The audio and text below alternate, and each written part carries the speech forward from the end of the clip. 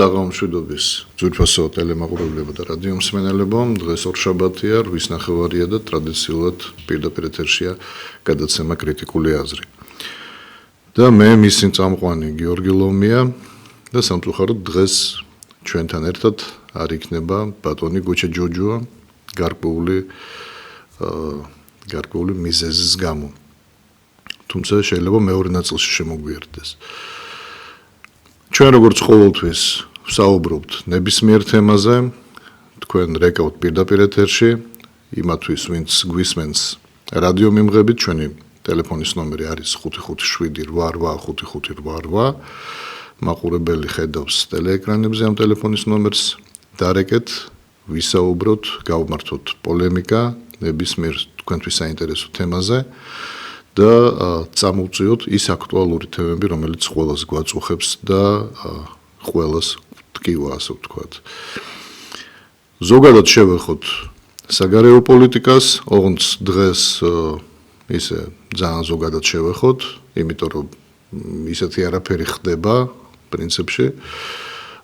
საომარი მდგომარეობა დროებით გაჩერდა ახლო აღმოსავლეთში, ირანს და ისრაელს შორის, თუმცა მე ვფიქრობ, რომ არ ვიქნები რაღაც არაორდინარული თუ ვიტყვი, რომ ეს დროებითი, ამ კონფლიქტის დროებითი კონსერვაცია მოხდა, იმიტომ რომ ვერ მოისვენებს ვერც ერთი და ვერც მეორე მხარე და ჩვენ ეს კარგად ვიცით, აი დღეს მაგალითად ერთ-ერთმა აიათოლამ, თქვენიც დრო ეს არის უმაღლესი სულიერი ლიდერია, ერთ-ერთმა აიათოლამ თქვა, რომ ტრამპი და დაწერა კიდევაც, რომ ტრამპი არის, ესე ვთქვათ, ბოროტება, რომელსაც ყველა მუსულმანმა უნდა ებრძოლოს. ტრამპიც და ნეტანიაჰუც ორივე არის ის ბოროტება, რომ ვალდებულება ფაქტურად აკიდა ყველა მუსულმანს, რომ უნდა შეებრძოლოთ ამ ორ ადამიანს. ეს უკვე იმას ნიშნავს, რომ ეს შეთანხმება და ეს სიმშვიდე არის დროებით. სამწუხაროდ, რა თქმა უნდა, სამწუხაროდ, მაგრამ რას ვიზავთ, ასეთი რეალობა. ზარია ეთერში, შემოუშვათ ზარი და მერე გავაგრძელოთ ჩვენი საუბარი. გისმენთ, ისაუბრეთ. საღამოშვიდობისა ბატონო გიორგი. საღამოშვიდობის. აი, მე მინდა გუშინდელ აქციასთან დაკავშირებით გამამახვილოთ ჩემი ყურადღება. დიახ. იცით რა, გუშინ ახლა რო იყო აქცია და გამოვიდა 1500 კაცი არ იქნებოდა მათ აქციაზე და მოუწოდებენ ყოველთვის და ანონსები რომ გამოდით ხალხო, გამოდით განავარჩინოთ ეს ქვეყანა, რადგან იღუპება ივანიშვილის ხელში. ესე იგი, ჩვენ ამნეზიას გვმართებენ ეს ნაციონალები და მათი სატელიტები, კაცო. ჩვენ მოსახლეობას ყველას გვახსოვს, როგორ რეჟიმში ყავდათ ნაციონალები და მათ განაყარ პარტიებს, სატელიტებს. ეს ქვეყანა. ეს იცის ჩვენმა მოსახლეობამ, ეს იცის თითოეულმა ყველას. რითი ვერ გაიგესო ხალხი მათ აქციებზე არ გავა. ათიტონაც ვერ ხვდებიან, რომ მოსახლეობას არ უნდა ეგენი და თან კიდე გადატრიალება და რევოლუციას ხალხს ეუბნებიან რევოლუცია გადავამხոտო. ვინ უნდა მოვიდეს უკაცრავა და რევოლუციისკენ რომ მოუწოდებენ. ვინ უნდა მოვიდეს თვითონ და ხდნენ.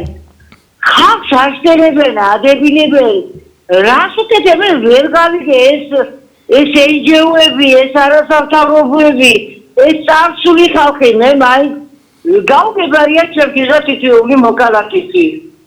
ეს ერთი რაც უნდა მეთქვა ჩემო კარგო ადამიანო. მეორე მინდა ვთქვა. კი ბატონო. გამოდის დღეს ჩვენი მთავრობის თავს იწონებენ კალაძია თუ პრემიერ-მინისტრი ჩვენი და ამბობენ ჩვენ ეს გავაკეთეთ კალაძემე ჯანდაცვაში გზები, რა ვიცი, რასაც ხდებოდა. ხო რა, მოსახლეობით ის რასაკეთებენ, ჩვენი პრემიერ-მინისტრი ამბობს, რომ 7% ნახევარი გვაქვს მატებაო რა. ჩვენ რატომ ვერ ვგრძნობთ ამ პროცენტებს, რატომ?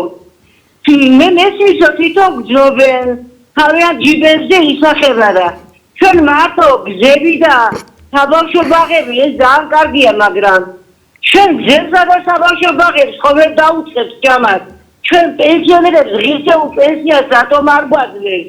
აი პრემიერ-მინისტრმა რო ჩაატარა სხდომა თუ რაც ჰქონდა მაშინ რა ქვია სხდომა რო მოიწია უკაცრავად პრემიერ-მინისტრმა რო გააკეთა რომ ჩვენო მაშინ რა ქვია პარლამენტში მოხსენება რომ ეს გავაკეთეთო ერთი რატო არ ახსენა რომ ჩვენ 35 ლარი მოუმატეთო პენსიონერებსო მოკლედ ყველაფერში თავს იქებდნენ და იდიდებდნენ და ერთი მომავალში რატომ არ დაკვირდა პენსიონერებს და სოციალურ დაუცველებს რას უძიდნენ აი რას თავაზობდნენ რა უნდა გაუკეთონ ღარიბ მოსახლეობას ხალხი რო იგებს სამსახურში რო წავიდნენ და დასაქმდნენ ხელფასები რომ არ არის გაურბიან იმ ანაზღაურებას იმიტომ რომ იცით რას ამბობენ ჩვენო გზის ფულში და პერერიგზეო და სახში რა უნდა მივიტანოთ სულ ამას ამბობს მოსახლეობის თითოეული წევრი ხო და აი როთავს იქებენ ჩვენ გვაინტერესებს გამოვიდეთ ჩვენი პრემიერ-მინისტრი დაგვამშვიდოთ დაგვაწყაროთ რას გეკეთეთ ჩვენ მოსახლეობას აი მაგალითად თუნდაც პენსიონერებს სულ მაგაზე ლაპარაკი და გამოდის პენსიონერები და ისიც ლაპარაკობენ ამ პენსიონერები დააკვეს ეს 70-მდე ეს 70-ის მაღლა ეს იმის მაღლა სივრცხვილი არ არის ღარიბობა ერთია გადაჭირი ერთია ზოგი გამოდის ტელევიზიით და ამბობს რომ მე ამდენი წელიწადი ვიმუშავე და მეტი მეკუთვნის უკაცრავად მაგრამ თუ იმუშავეს თავიანთ ჯიბებისთვის მუშაობდნენ და რაც 90-იანი წლებიდან სამსახურები აღარ აქვს მოსახლეობას და პენსიაში რო გავლენ ეხლა ის უნდა უთხრა რომ სამსახური შენამდენი ჰქონდა ანაზღაურება იმის მიხედვით უნდა მოგცეთ პენსიაო როცა სამსახურები ხალხს არ აქვს 90 წლიდან ეს რა გაჩვევა რა არის რა ლოგიკაა რომ გამოდის თქვენი ეთერი ბევრი პენსიონერი და ამბობს ხოლმე ესეთ მოსაზრებას და მე კიდევ მივმართავ ჩვენ თავრობას კაცო მოგხვედოს პენსიონერებს გამარჯვებას უკვე ზეიმობენ ეხლა შემოდგომით რო ეკნებათ ჩვენ გამოვართ მოსახლეობა და როგორ გაიმარჯვებენ ის პენსიონერები და იმ სოციალურად დაუცველების ხმით რომელიც 1.5 მილიონი აღწევს აი ამით იმარჯვებენ თუ რა ვიცი ვერ გავიგენ იქ იმარჯვებენ აი უყურეთ ქალბატონო შეიძლება ეხლა მეც ვთქვა ქალბატონო გესმით ჩემი გესმით კი აი ეხლა მე გეთანხმებით ყველაფერში გეთანხმებით მაგრამ აი უყურეთ როგორი პარადოქსია თქვენ არ მოგწონთ ის მხარე რომელიც გამოდის და ისინი მანდ გარეულები არიან ნაცებიც არიან გარეულები კიდევ ვიღაცები ვისაც საერთოდ გაგებაში ანუ არ ვინც არ არის გაგებაში თუ რა არის ქვეყანა და უბრალოდ გართობა უნდა ზოგს მაგრამ ზოგიერთი არის მართლა ისეთი ადამიანი რომელსაც უნდა ამ ქვეყნის გადარჩენა რეალურად და იმასაც არ მოსწონს ნაცი მაგრამ სხვა ბრძოლის მეთოდს ვერ ხედავს გარდა იმისა რომ გამოვიდეს აქციაზე თუმცა ის თulis რომ ნაცების აქციაზე არ გადის ის გადის საპროტესტო აქციაზე მაგრამ ამას თავი დავანებოთ ეს არ არის იმდენად მნიშვნელოვანი ამ ეტაპზე აი ამ საუბარში მნიშვნელოვანი არის ის რომ თქვენ არ მოგწონთ ორივე მხარე თქვენ გააკრიტიკეთ ის რომ ვიღაცა მოუწოდებდა გარეთ გამოსვლას მოსახლეობას რომ ბიძინა ივანიშვილი არ მოსწონდა და ბიძინა ივანიშვილის წინააღმდეგ და მეორეს მხრივ თქვენ ასევე აკრიტიკებთ ამ ხელისუფლებას და არ ახართ კმაყოფილი რატო გაითიშა იქნება დარეკოს კიდე ქალბატონმა იმიტომ რომ დიალოგი მინდა გავმართო მაგრამ ესე იგი თქვენ გააკრიტიკეთ ასევე ხელისუფლება და ყველაფერში მართალი იყავით ერთ მხარეს ანუ პირველ საკითხშიც და მეორე საკითხშიც ეხლა დააკვირდით რას რომ დადგება თქვათ საარჩევნო პერიოდი ხელისუფლება ისევ გამოვა და თქვენს სათქმელს ანუ თქვენს ნათქვამს უბრალოდ პატარა ინტერპრეტირებას გაუკეთებს და იტყვის შემდეგნაირად რომ ხალხნო აი ჩვენ შეიძლება ბევრი შეცდომა გვაქვს რაღაც მაგრამ თუ არ მოგწონვართ და ჩვენ წავალთ მაშინ აი ესენი მოვლენ და გახსოვთ რა ხდებოდა იმ პერიოდში, როცა ესენი იყვნენ ხელისუფლებაში და თქვენ ისევ ამ ლოზუნგით, რომ არ მოვიდეს ძველი და ისევ ეს ჭირი მირჩევნია, მიდიხართ არჩევნებზე და აძლევთ ხმას.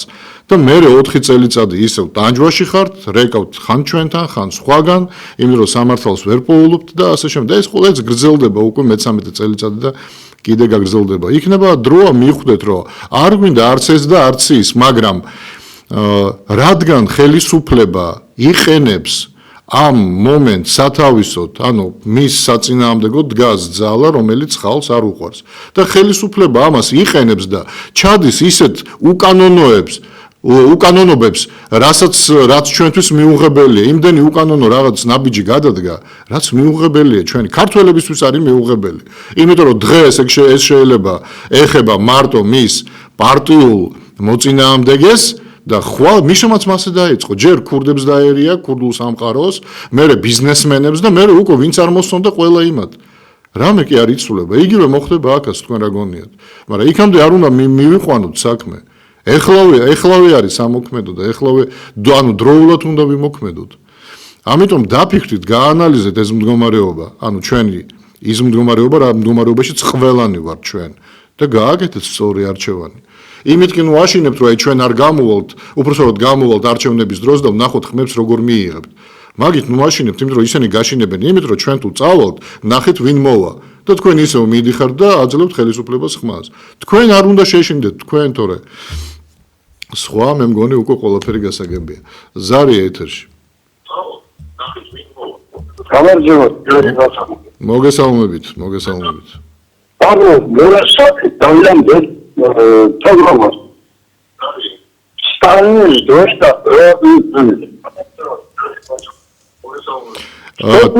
ბოდიშით ბატონო ტელევიზორს დაუწიეთ ტელევიზორს, იმიტომ რომ ხმა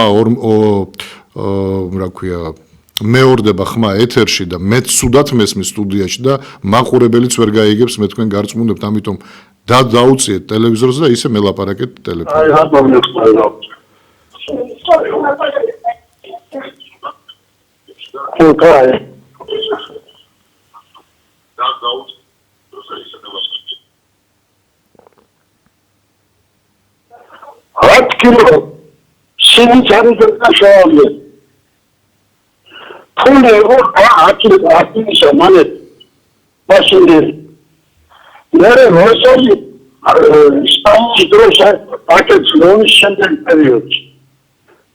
ძალიან მაგარი მოდელის კონდოქია საქართველოს.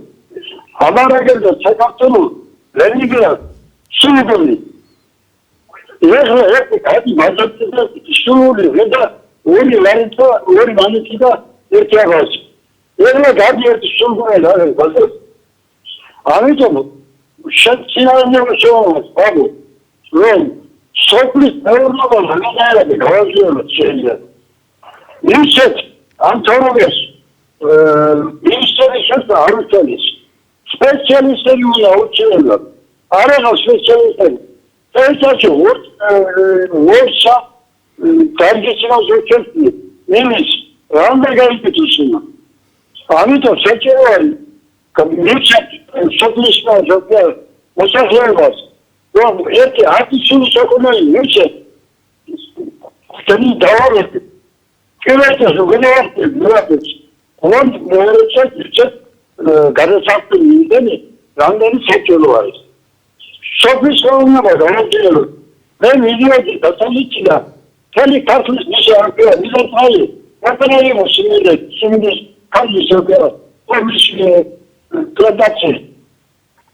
ამბობენ რომ საქართველოს ძალა ხიდა ვერტაკოც მარშალ ეს კატალოგი ზედა შონდიშერავ მიწები არის პარიე ხოლმე შეშოლა პრაქტიკა ირავარა ეკონომიკაზე შორის ევროპის განვითარებაში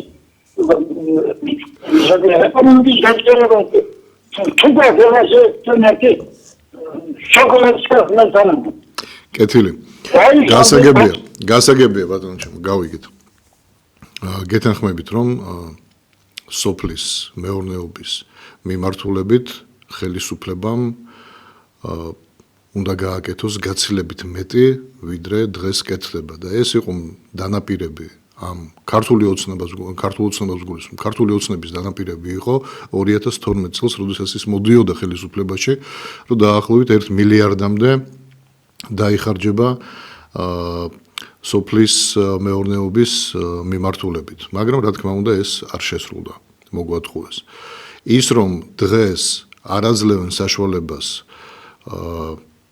მოსახლეობას, რომ იქონიონ ფერმები, ანუ იყვნენ დაკავებულები სოფლის მეურნეობით, ეს მხოლოდ და მხოლოდ იმასთან არის დაკავშირებული, რომ თვითონ მმართველ ძალაში არიან ბიზნესმენები, რომელსაც შემოაქვთ ხორცი, სხვა სასოფლო-სამეურნეო პროდუქცია შემოაქვთ საქართველოში. ამიტომ მათ არ აწყობთ, რომ შიდა კონკურენცია ვინმემ გაუწიოს. თუმცა ხარისხის თვალსაზრისით ბუნებრივია, რომ შიდა პროდუქტი ყოველთვის უფრო ხარისხიანი იქნება, ვიდრე გარედან შემოსული ის გაყინული პროდუქცია. მაგრამ კიდევ ერთხელ ვამბობ, რომ ეს არის მხოლოდ და მხოლოდ ხელისუფლების პოლიტიკური გადაწყვეტილება და არა რაღაც შეზღუდვები ან გარე შეზღუდვა, ის რომ ჩვენ ვეტოოს წევრები ვართ და რაღაც გვეზღუდება, რაოდენობის შემცირება არა. ჩვენ შეგვიძლია შევამციროთ შემოსული პროდუქცია ისე როგორც ჩვენ გვინდა. შეგვიძლია საბაჟო გადასახადი იმ დონეზე აუწიოთ, რომ ვინც შემოიტანს გარედან პროდუქტს საქართველოში, უბრალოდ აზრს დაკარგავს იმ პროდუქტის გაყიდვა, იმიტომ რომ ის იმდენად მაღალი ფასი ექნება იმ პროდუქტს, რომ შიდა პროდუქტს ვერ გაუწევს კონკურენციას.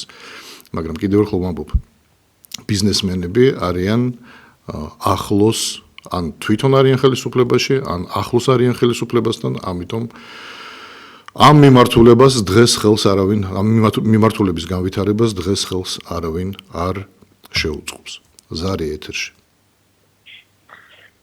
საღამოშვიდობის ბატონო გიორგი. საღამოშვიდობის. თითქმის მოსაწყენისება ეთერში შემოსვლას და 95%-ის საუბარი სვენა. ალბათ ოღონდ თქვენი ვალდებულებაა და კი ბატონო გასაგებია. ერთი ახლა აქ რჩევების მისაცემად კი არ უნდა დარეკოდა. გერესეთის შევარობიცე უნდა ხელისუფლების წარმომადგენელი უნდა იყოს, ვისაც ესაუბრები. გამოსავალი უნდა ნახოთ. აი გამოსავალი რა გვაქვს? რამდენჯერ უნდა ვთქვა ერთი და იგივე. გამოსავალი არის ერთადერთი.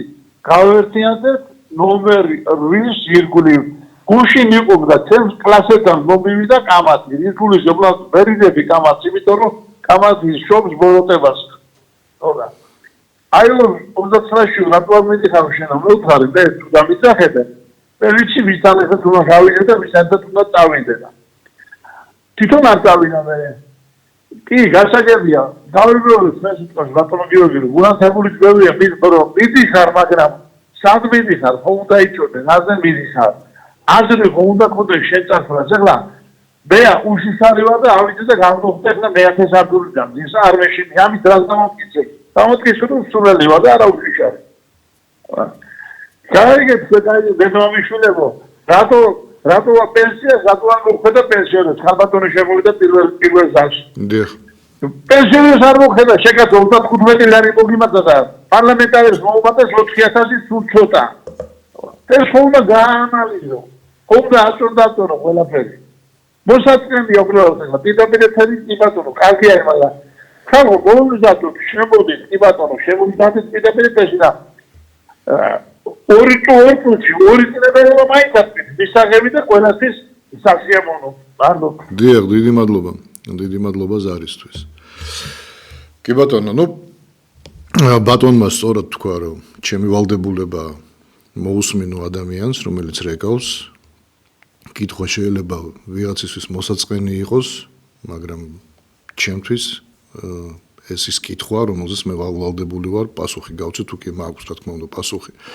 მაგრამ როდესაც გადაცემა იწყება, მე ყოველთვის ვამბობ, რომ ყველა ადამიანს აქვს უფლება დარეკოს და დასვას ნებისმიერი კითხვა ან გამოთქვას მისთვის საინტერესო აზრი.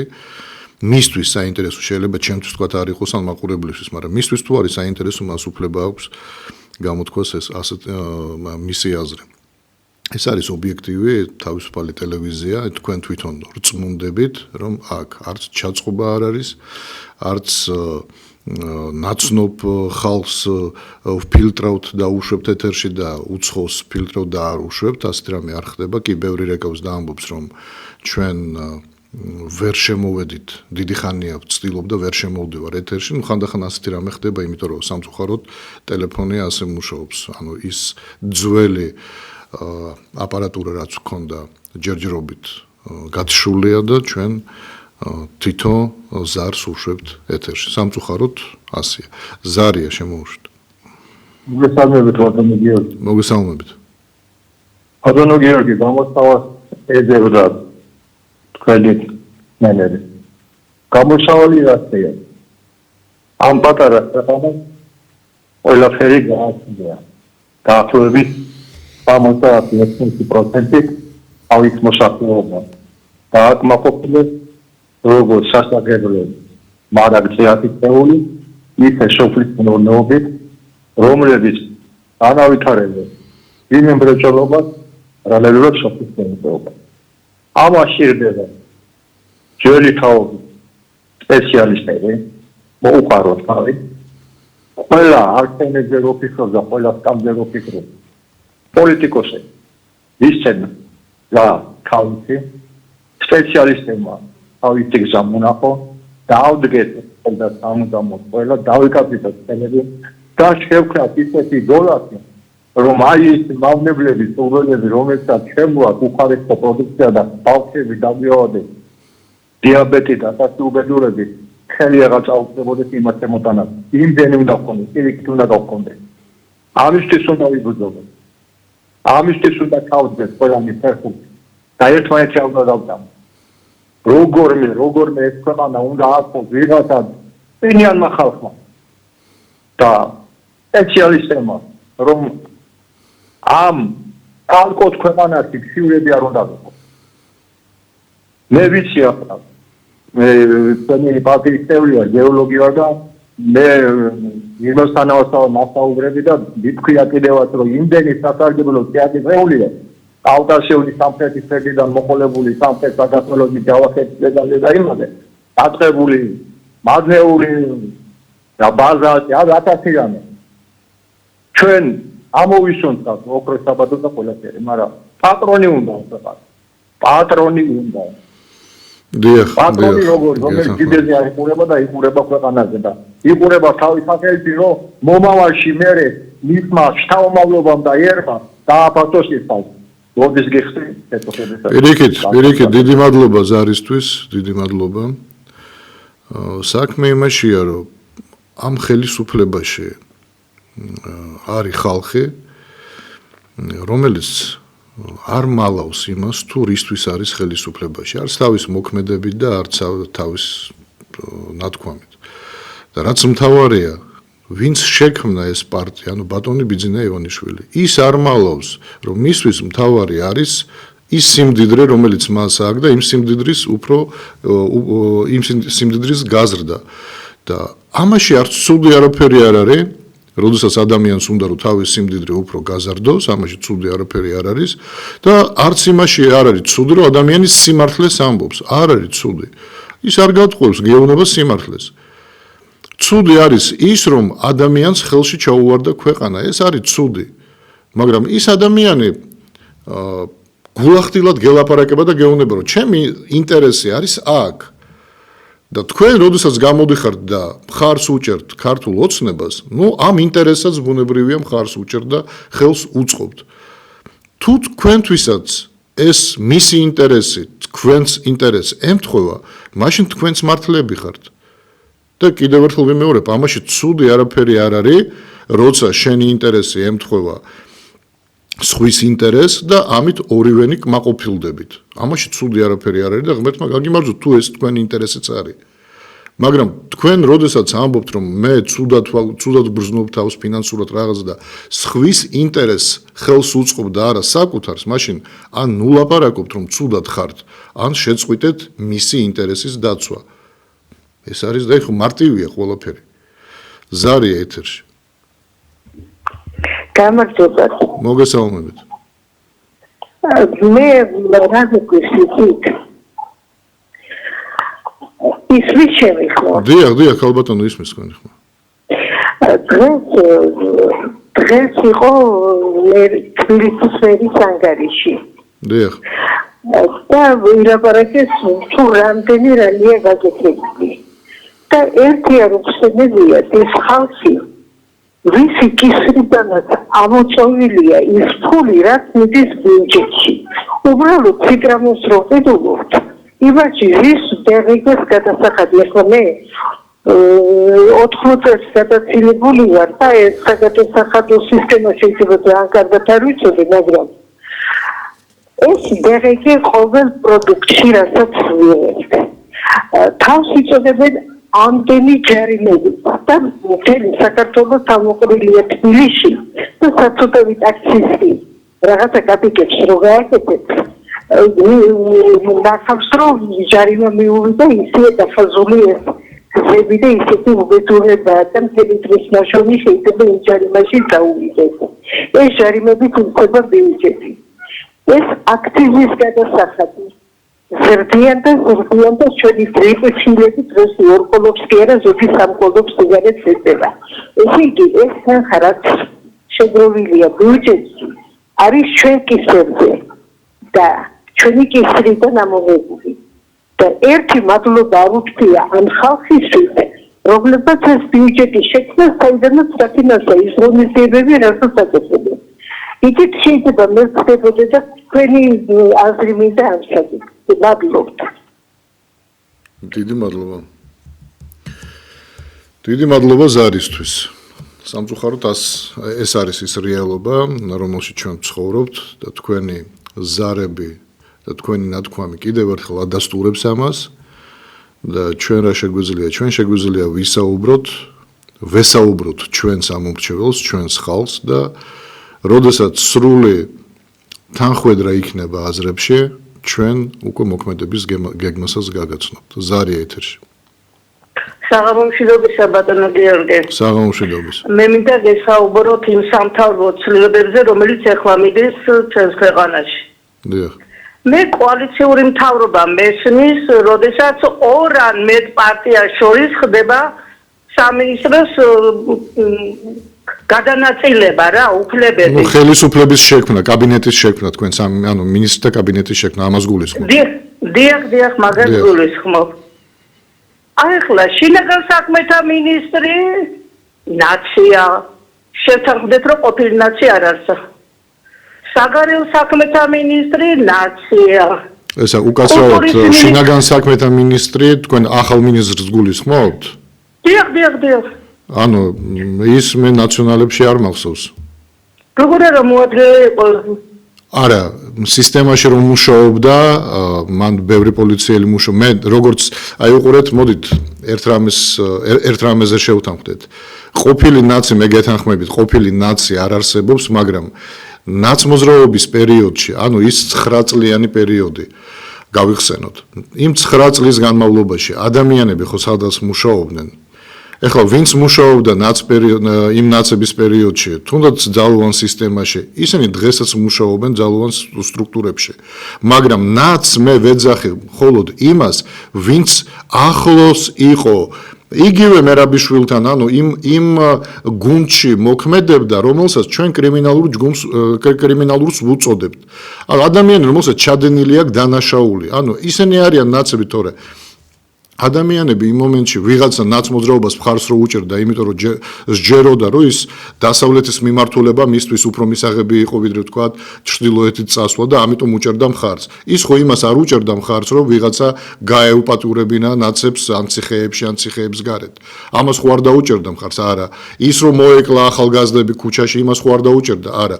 როდესაც ეს ყველაფერი გამოჟღავდა, ანუ ამოტივტივდა ზემოთ და ყველამ დაინახა ვინ არის ის ხელისუფლება ნაცმოძრაობას გულისხმობდი ხელისუფლებაზე მაქვს საუბარი და მოქმედ პირებზე. როდესაც დაინახეს მისმა მხარდამჭერებმა, ბევრმა მაისურები გადახია, რა ვიცი, პირდაპირ გამოდიოდა კრიტიკით და გინებით და ასე შემდეგ და ამიტომაც ბევრი შემობრუნდა და უკვე ნაცმოძრაობის მხარდამჭერი არ იყო. ამიტომ ნაცი დაუძახოთ ყველას, ვინც იმ პერიოდში ან მუშაობდა ან რაღაც, ძალიან მე ვფიქრობ, რომ არასწორია. თუ დანაშაული კონკრეტულად ან დაფარული აქვს დანაშაული, იცოდა დანაშაულის შესახებ და არ თქვა და ეს მტკიცდება, ან თვითონ აქვს ჩადენილი დანაშაული, ან იმ establishment-თან ერთად სადმე კამერაზე არის აღბეჭდილი, როცა ისინი დანაშაულში ავდიან, როგორც ორი გვამი მჭირდება და ასე შემდეგ. ეგ კიდე მესმის, მაგრამ ის რომ უბრალოდ მუშაობდა, ეგრე არ შეგვიძლია ჩვენ ვთქვათ, რომ ის ნაცია. სწორად გამიგეთ. მე ვიცით, რასაც ამბობთ, მაგრამ არ გეთანხმებით იცით რატომ? დიახ. ჩვენ ყველა მოქალაქემ ვიცოდით, რასაც აკეთებდა ნაციონალური მოძრაობა, ზედმეტნაკლებად ვიცოდით ნამდვილად და მათ ხომ ჩვენზე უკეთესად იცოდნენ, მაგრამ მაინც იმ გუნდის წევრი იყვნენ. მე უბრალოდ იცით რისით ხმა მინდა? მე ასე ვფიქრობ, რომ აი ეს რომ დააბრუნეს ნაცებთან მომუშავე ხალხი ამ მთავრობამ, მე მგონი ამით დასავლეთთან იწონებენ თავს, რომ აი თქვენ ხო გთხოვდით კოალიციურ მთავრობას, რა გინდა ჩვენ დავაბრუნოთ ის ხალხი, ვინც იმ დროს მათთან მუშაობდა და რა გინდათ? ჩვენ მე გავიგე თქვენის ხმა გინდაც, მაგრამ უყურეთ ჯერ ერთი მინდა ვთქვა, რომ მაგალითად მე მყავს ძალიან ახლო მეგობარი ჩემი, რომელმაც 25 წელიწადი იმუშავა პოლიციაში და დღეს პენსიაში გავიდა. მას მოუწია შევარდნაძის დროსაც მუშაობა, სააკაშვილის პერიოდშიც მუშაობა და ამათ ოცნების პერიოდშიც მუშაობა. მოუწია, მაგრამ ის არც ნაცი იყო, არც ოცნებისტი, ის უბრალოდ თავის საქმეს ემსახურებოდა და კარგად ემსახურებოდა, კარგად ასრულებდა თავის საქმეს. ეს ერთი. რაც შეეხება თქვენს ასე ვთქვათ, შეხედულებას კოალიციურ მთავრობასთან დაკავშირებით. აი დააკვირდით, კოალიციური მთავრობა ის ხომ არ არის, რომ შენ ვიღაცას დანიშნავ და იტყვი, რომ აი ის ადრე მუშაობდა ნაცმოძრაობასთან, თქვათ, იყო გუნდში და დღეს ჩემთან არის და მე რომ დავნიშნე, შენ უნდა ჩათვალო, რომ ეს ისევ ოპოზიციური პარტიიდან არის. ეს ხო ამას არ ნიშნავს. დასავლეთი ამას არ მიიღებს პირდაპირ გეუბნებით. დასავლეთისთვის კოალიციური მთავრობა არის მთავრობა, რომელიც შედგება სხვადასხვა მათთვის დასავლეთისთვის მიღებულ ოპოზიციური პარტიებისაგან შემდგარი მთავრობა და არა ის მთავრობა, რომელსაც თავაზობს ქართული ოცნება და ცდილობს რომ დაამტკიცოს, რომ ამ მთავრობაში სხვადასხვა მინისტრი სხვადასხვა პარტიას ეკუთვნის, როცა სინამდვილეში ყველა მინისტრი ემსახურება ქართულ ოცნებას. დასავლეთი ხო იქაც ხო დებილები არზიან.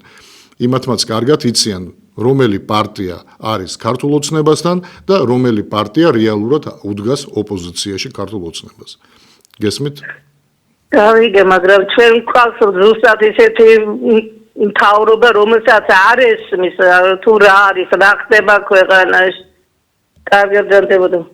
დიახ, ქალბატონო, ამაში გეთანხმებით, რომ ხელისუფლებას ბოლომდე არ ესმის, რა ხდება ქვეყანაში, მე მეც გეტყვით, ბოლომდე არ ესმის, საგარეო ვექტორი უკვე საითკენ გადაიხარა. ესეც არ ესმის, მაგრამ მათ აქვთ პროგრამა, ამ პროგრამის მიხედვით მოქმედებენ.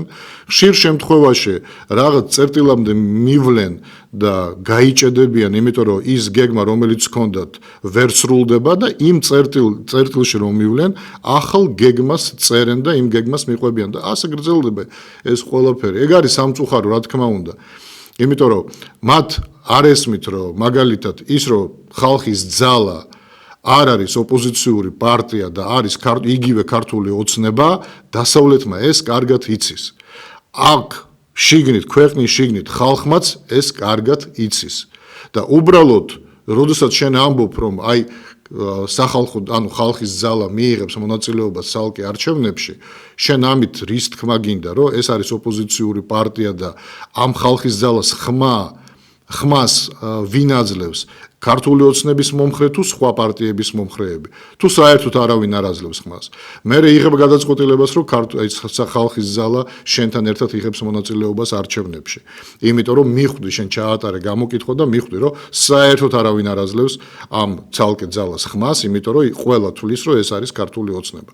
და ასე შემდეგ. მე სხვადასხვა ცდილობენ, რომ სხვადასხვა პარტიებთან კი არ მოელაპარაკონ, არამედ ჩაძირონ პარტიები და შექმნან ახალი და იმ პარტიების მეშვეობით დაარწმუნონ მოსახლეობა, რომ ეს არის მართლა ოპოზიციური პარტიები.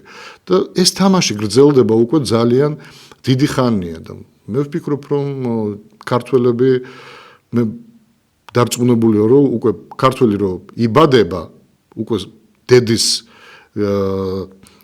კვებასთან ერთად ის იმ პოლიტიკურ ასე ვთქვათ ბაგაჟს ეგრეთ წოდებულ ბაგაჟს იღებს ეს ცოტა ვულგარული სიტყვა მაგრამ ასია იღებს და მე უკვე პოლიტიკოსი ხდება ანუ ყველა ბავშვს დღეს ესმის პოლიტიკა მეტნაკლებად დამიჯერეთ და ბევრად უკეთესად ვიდრე უცხოეთში ისეთ ქვეყნებში სადაც არიციან მინისტრი ვინ არის იმ ქვეყნებთან თუ შევადარებთ ჩვენს ბავშვებს უკეთესად ესმით პოლიტიკა ვიდრე იმ ქვეყანაში ზრდას სრულ ადამიანებს იმიტომ რომ ბავშვობიდანვე სულ ამ პოლიტიკაში იხარშებიან სულ ამ ხო ვერ დაალაგდა ამ ქვეყანაში არაფერი აი მე რას მინდა იცით რომ მოვესწრო შეიძლება მე ვერ მოვესწრო ჩემმა შვილმა შვილიშვილმა რომ მოესწროს ამ ქვეყანაში ვინ დანიშნეს მინისტრად პრეზიდენტად ანუ საერთოდ უინტერესო რო იყოს ხალხისთვის იმდენად კარგად ცხოვრობდეს სისტემა ისე იყოს შექმნილი სოციალური სასამართლო სისტემა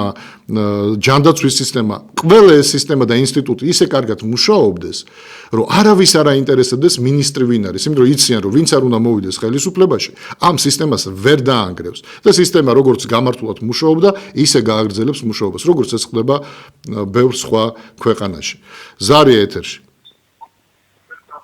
ალო დიახ გისმენთ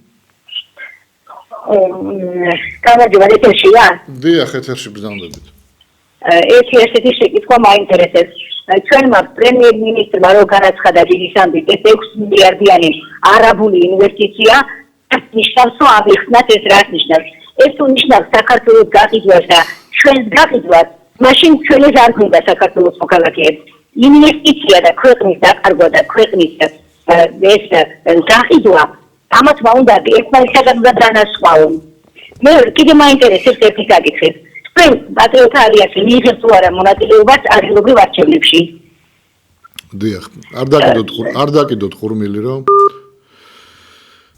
ხო გთხოვეთ არ დაკიდოთ ხურმილი კარგით მეორე კითხვით დავიწყებ იმიტომ რომ პირველი კითხვა გრძელია ისა პირველი პასუხი გრძელი იქნება მეორე კითხვაზე პასუხობ შემდეგნაირად როდესაც უკვე დედლაინი იქნება გამოცხადებული ჩვენ იმ პერიოდში გავაკეთებთ განცხადებას იმასთან დაკავშირებით ვიღებთ თუ არა არჩევნებში მონაწილეობას ვიღებთ რატომ ვიღებთ არ ვიღებთ რატომ არ ვიღებთ ყველაფერს ესე ვთქვათ ყველა კითხვაზე პასუხი იქნება გაცემული რაც შეეხება პირველ კითხვას არავინ არ გაგცემთ ამ კითხვაზე პირდაპირ პასუხს და ისეთ პასუხს რომელიც იქნება სიმართლე იმიტომ რომ თქვენ ეკითხებით მითხარით 6 მილიარდიანი ინვესტიცია ეს არის ქვეყნის გაყიდვა თუ ეს არის ინვესტიცია რა თქმა უნდა ყველა გეტყვის რომ ეს არის ინვესტიცია რა შუაშია ქვეყნის გაყიდვა რომელიმე მაღალჩინოსანი პრემიერ-მინისტრი იქნება ეს თუ ეკონომიკის მინისტრი არ აქვს მნიშვნელობა გეტყვით თქვენ რომ კი ეს არის ქვეყნის გაყიდვა და 6 მილიარდად მე კიდე სხვა გაყიდვაშიც ავიღებთ რაღაც ხო ამ პასუხს ხო არავინ არ მოგცემთ ამიტომ რასაკვირველია რომ ეს არის ინვესტიცია მე შემიძლია ვთქვა რომ ეს არ არის პირდაპირ ქვეყნის გაყიდვა მაგრამ ეს არის ხელშეწყობა აქ უცხო ტომელთა გამრავლებას და ხელშეწყობა უკვე ქვეყანას აზიანებს და ყველაფერი რაც აზიანებს ქვეყანას და არ არის ჩვენი ქვეყნისთვის სასარგებლო ну რა ვიცი ალბათ ღალატში შეგვიძლია შეგნებულ ღალატში თუ არა შეუგნებელ ღალატში მაინც გავიყვანოთ ამიტომ თქვენ თვითონ იფიქრეთ ამაზე ზარია ეთერში ალო გამარჯობათ მოგესალმებით ბატონო გიორგი აი ძალიან ნაცხოს გულწრფელად მიპასუხეთ აი თქვენ რო იყოთ ეხლა ნუ სამთავრობო ისა ნუ თავრობაში აი თქვენი პარტია რამდენი უნდა კონდეს ადამიანს ხელფასი და პენსია აი ამაზე გამეცით ზუსტი პასუხი თუ არის რომელიმე მდიდარი ადამიანი თქვენი მასში პარტიაში მდიდარი კიდევ მეორე არასაშუალო მაგრამ მდიდარი ადამიანი რომელი არის თქვენ პარტიაში არა ჩვენ პარტიაში კიდევ მეორე არ გახვიდეთ ეთერიდან არ გახვიდეთ თქვენ მაინც დარჩით ეთერში ჩვენს პარტიაში მდიდარი ადამიანი არავინ არ არის ეგ შეგიძლიათ გადაამოწმოთ ძალიან ადვილად და პირიქით ჩვენ ვამბობთ თუ ვინმე მდიდარი ადამიანი გაწევრიანდება ჩვენს პარტიაში, მივესალმებით, მოვიდეს, გაწევრიანდეს, ძალიან კარგი იქნება თუ კი პარტიას რამენაირად დაეხმარება. ამაში ცუდი არაფერი არ არის, მაგრამ არ არის არავინ მდიდარი, რომელიც მოვა და არ შეეშინდება ქართული ოცნების, იმიტომ რომ ვინც რომელმაც გამოთქვა სურვილი, რომლებმაც, მოდი ასე ვთქვათ, რამოდენიმე იყო ადრე, მე თქვენ ადრე გეუბნებით, ქართულმა ოცნებამ ყველას თითი დაუქნია და დავემშვიდობით ჩვენი მხალს. და დღეს, რა თქმა უნდა, სიტუაცია ასეთია, რომ არც ერთი მდიდარი ადამიანი პარტიაში არ არის. რაც შეეხება კითხვას, თუ რამდენი უნდა იყოს ხელფასი და პენსია, მე გეტყვით, რომ მე ღირსეულ ხელფასზე არ ვსაუბრობ, იმიტომ რომ ხელფასი არის გამომუშავებაზე.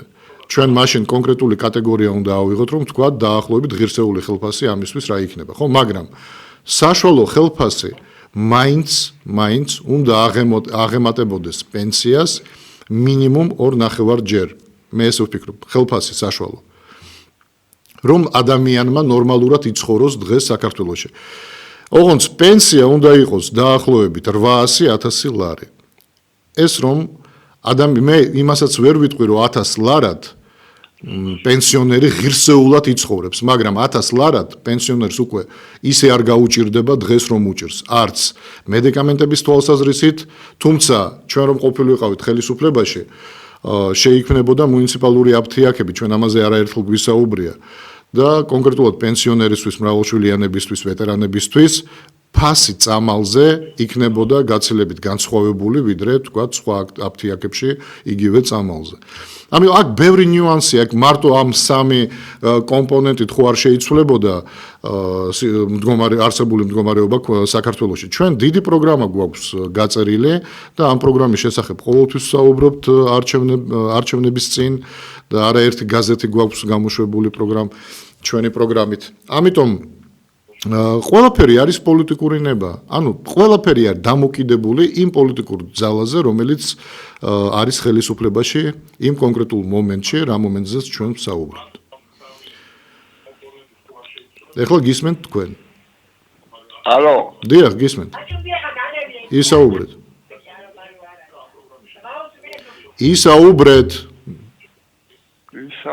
ხოდა. თქვენ, ბატონო, თქვენ ისაუბრეთ ტელეფონით. მეგობრებო, ბატონებო, ქალბატონებო, როდესაც ჩვენ ვსაუბრობთ პირდაპირ ეთერში, ხო არაერთხელ გვითქვამს, რომ გათიშეთ, დაუწიეთ ტელევიზორს, ან მიმღებს, რადიო იქნება თუ სხვა, მიმღებს დაუწიეთ და ტელეფონით თქვენ გესმით ჩემი ხმა. მე თქვენ გესაუბრობთ ტელეფონით, მე მხოლოდ თქვენ შემიძლია გესაუბროთ, ვინც ხართ პირდაპირ ეთერში. ამიტომ ტელევიზორში კი ნუელოდებით პასუხს. ტელეფონით მიპასუხეთ და მაყურებელი მე უკვე პირდაპირ ეთერში გაიგებს თქვენს ნათქვამს. ზარია ეთერში შემოუშვით. რამდენი ხანია ესა? მინდა მოგახსენოთ. დიახ, ისაუბრეთ. კონფლიქტის ზონიდანა ვარ მე, სოფელი ბერშვეთიდანა, განათება არა მაქვს, აი ღამის განათება. და რამდენი ხანია მიმართავ გამგებლობას რამე და ბოძი არ გვაქვს. სოციალურად დაუცველი გახლა ვარ. დიახ, გააგრძელეთ. ო. და განათებას არ მიყენებენ.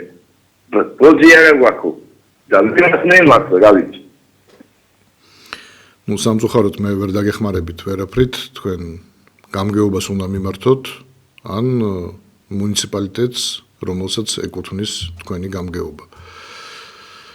მე ვერაფრით ვერ დაგეხმარებით სამწუხაროდ. კეთილი, გავაგრძელოთ ჩვენი საუბარი.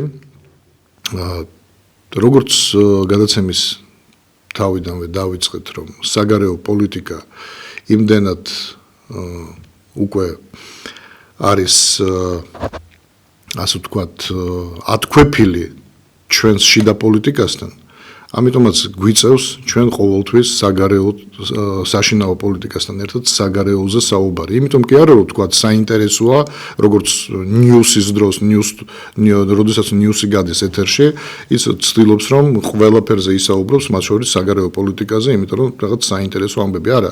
მე ჩემს გადაცემაში ყველაფერზე შემიძლია ვისაუბრო და ვთვლი, რომ საგარეო პოლიტიკა იმდენად საინტერესო შეიძლება არ იყოს, თუ კი ეს უბრალოდ რაღაც ამბავია, მაგრამ თუ კი ის საგარეო პოლიტიკის კომპონენტმა შეიძლება იმოქმედოს ჩვენს ქვეყანაზე, მაშინ ის უკვე აქტუალური ხდება და საინტერესო ჩვენი ქვეყნისთვის და რა თქმა უნდა ამ თემაზე ვიწყებ საუბარს.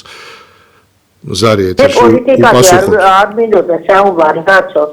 ქალბატონო, პირდაპირ ეთერში ხართ ქალბატონო, გინდა პოლიტიკაზე ისაუბრეთ და გინდა სხვა რამეზეც არა პრობლემა. შეიძლება ეხა გესაუბრო? დიახ, ქალბატონო, კი, ისაუბრეთ პირდაპირ ეთერში. გამარჯობა, ცილო, გამარჯობა. გამარჯობათ, დედიკო, მე რა მინდოდა იცი, ძალიან ქართველების ძალიან დაუნახავი ხალხი ყოფილვართ. ივანიშვილს როგორ მოიხსენიებენ ცუდად. რამდენი რამ გააკეთა ივანიშვილმა. და ცუდად უნდა მოიხსენიო? რამდენი რამ ვინ გააკეთა სხვა მეტი რამე ივანიშვილზე მეტი.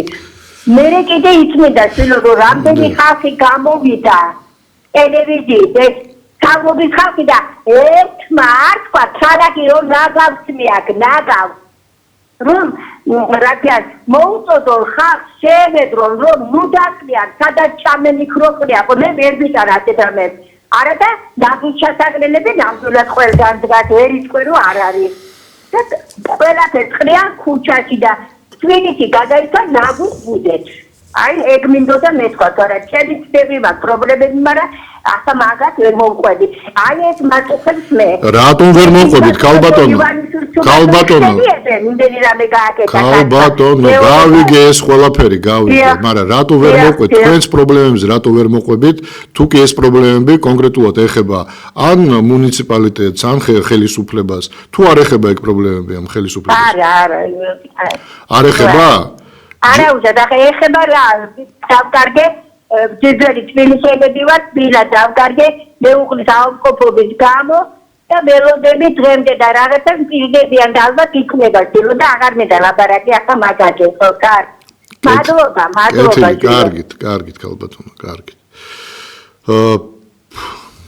ყველა ადამიანს აქვს გამოთქვა საკუთარი აზრი ამ ქალბატონსაც რა თქმა უნდა და სხვა დანარჩენებსაც ნუ ქალბატონმა თქვა რომ ქართველები უმადურები არიანო დაგავიწყდათ თუ რამდენი რამ გააკეთა ივანიშვილმა მე არ მგონია რომ ქალბატონო ქართველებს ასეთი რამ დაავიწყდა მაგრამ ქართველებს არა მხოლოდ კარგი მეხსიერება აქვთ არამედ მე ვფიქრობ როგორც თქვი უკვე რომ ბავშვობიდანვე პოლიტიკოსები იზრდებიან ჩვენს ქვეყანაში ანალიზის უნარიც გააჩნია მე არ ვიტყვი ყველას გააჩნია არა მაგრამ ძირითად ნაწილს გააჩნია ამიტომ ისინი აკეთებენ ანალიზს რომ ერთია როდესაც შენ გააკეთებ რაღაც სიკეთეს გაუკეთებ შენს ქვეყანას და მეორე ხელით შენ ცდილობ რომ პირიქით ისეთ მდგომარეობაში მოაქციო ქვეყანა სადაც ხალხი ბოლომდე გაღარიბდება განათლებას ვეღარ მიიღებს ნორმალურს და ასე შემდეგ და ადამიანები ამას ეწინააღმდეგებიან ეს იმას არ ნიშნავს რომ უმადურები არიან არა ეს იმას ნიშნავს რომ ადამიანები ხვდებიან რომ იმ სიკეთეზე რომელსაც თავის დროზე თესავ იმ სიკეთეზე შენ გინდა ნებისმიერი შენი ახირება გაატარო ფულით იშოვო ყველაფერი სხვის ხარჯზე და ამას უკვე ვეღარ ეგუება მოსახლეობა ეს ერთი მეორედ ეს ხელისუფლებაც ბევრად უმადურია ვიდრე თქვენ წარმოგიდგენიათ ხელისუფლებაში როგორ მოვიდნენ აბა კარგად გაიხსენეთ 2012 წელი პატრიოტთა ალიანსი მაშინ ჯერ არ არსებობდა წინააღმდეგობის მოძრაობა და როგორც ყოველთვის ეხლაც მინდა გაგახსენოთ ხო ანუ ციხის კადრები წინააღმდეგობის მოძრაობის გუნდმა გააკეთა ამ კადრებმა სერიოზული გარდატეხა ამ კადრებმა მოახდინა სერიოზული გარდატეხა პოლიტიკურ წყობაში შიგნითაც და გარეთაც და სააკაშვილმა მიიღო გარედან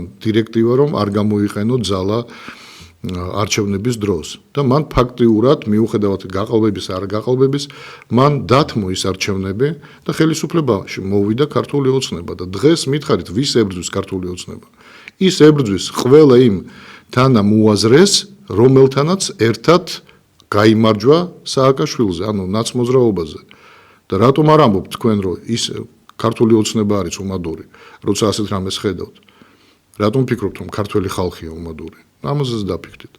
ჩვენი პირველი ნაწილის დრო ამოიწურა, ჩვენ შევხვდებით დაახლოებით 10 წუთში. მეორე ნაწილში და ჩვენ შემოგვიერთდება უცხოეთიდან ჩვენი ექსპერტი და მეგობარი გიორგი ფოფხაძე. დროებით.